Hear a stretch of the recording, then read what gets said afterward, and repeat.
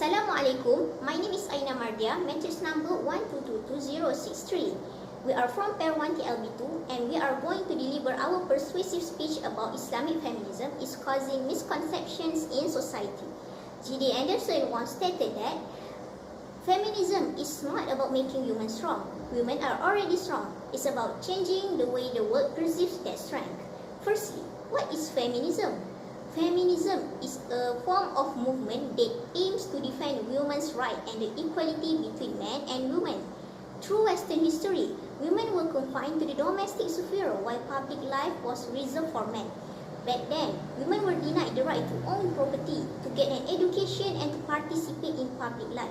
Some of them were also barred from most professions. This is due to the expectation of people in society whereby men are expected to be commanders and represent their role in society, while women are expected to be quieter and more subservient. Women are also considered as a weak person. This led to the rise of feminism and the existence of feminist movement that fight for women's rights, equality and freedom.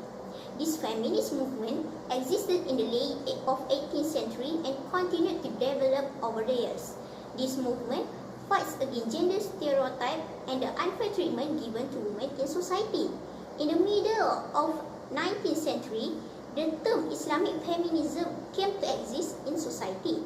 Islamic feminism derives its understanding from Quran and seeks right and justice for both women and men in the totality of their existence.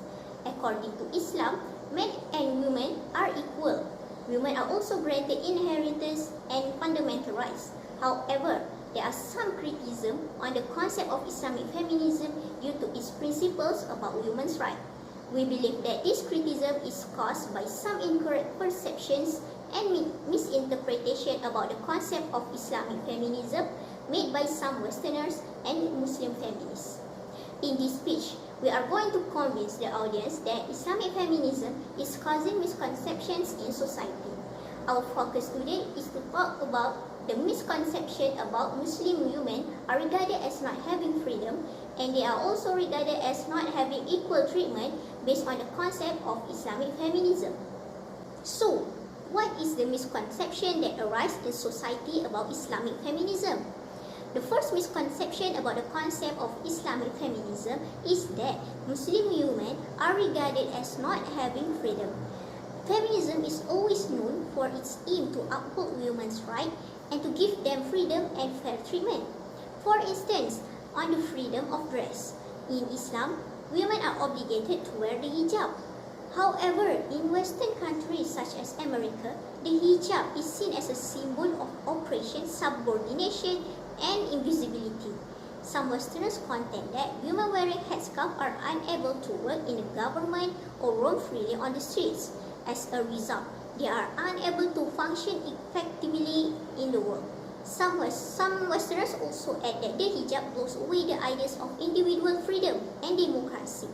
They stated that Islam already shattered the dream of creating an equitable society by keeping women out of public life. In essence, it has kept women captive in their homes. According to Myra, who works at the feminist liberal movement, she stated that Muslim women considered to be good are those that abandon Islamic values, discourage practice of hijab, and promote American liberal feminism as the definitive source of individual freedom. However, wearing hijab is a way for Muslims to achieve security, stability, as well as to avoid harassment. This is stated in Quran Surah An-Nur verse 34 and tell the believing women to lower their gaze from looking at the forbidden things and protect their private parts from illegal sexual acts. In fact, hijab has not prevented women from working and enjoying their lives. Women are still given the freedom to participate in a lot of things such as education, politics, and trade. Some Westerners might have a misconception or stereotype stating that hijab is a symbol of invisibility and periphery. However, the hijab gives more freedom to women. This is because women are given the chance to socialize in a safe and quiet environment. In Surah Al-Ahzab, verse 59, Allah stated, O Prophet, tell your wives, daughter and the women of the believers who draw their clothes veils all over their bodies. That will be better. They should be known as free, respectable women so as not to be annoyed.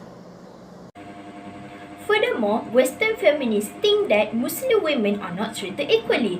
Islamic feminism demands that women be accorded the same status and rights as men under Sharia law, whereas Western feminism fights for rights and equality through the creation of new laws, modernizing existing ones, and bringing about cultural and social change. Both philosophies pursue different kinds of rights and do so in various ways. Other than that, in the guise of rights, Western culture offers women a lot of things, including illicit sex, prostitution, premarital relationships, and more. They enjoy the rights of their cultural constructs while living under the protection of rights, including the rights of expression, rights to be in a particular form of relationship, and so forth.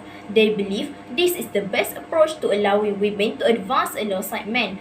Thus, they improve the honor and position of women by making them equal to men. However, in Islam, women and men have always been on an equal footing, and the Quran is evidence of the equality of both genders. Moreover, society criticized Islamic feminism because they thought that men had gained control over women. They also assert that men and women are not treated equally in Muslim legal tradition. There are two basic assumptions that lie at the core of its unequal formulation of gender rights. Firstly, theological, whereby God has granted men control over women. Secondly, sociological, whereby it reflects an ancient presumption that men are powerful, they protect and provide, while women are submissive and weak. It is contrary to the Islamic religion, which regards men and women as being equal. Nevertheless, both genders are treated differently in the Quran because men are the maintainers of women, which implies that they are obliged to look after and provide for their partners, mothers, and daughters. God also created both men and women to complement each another.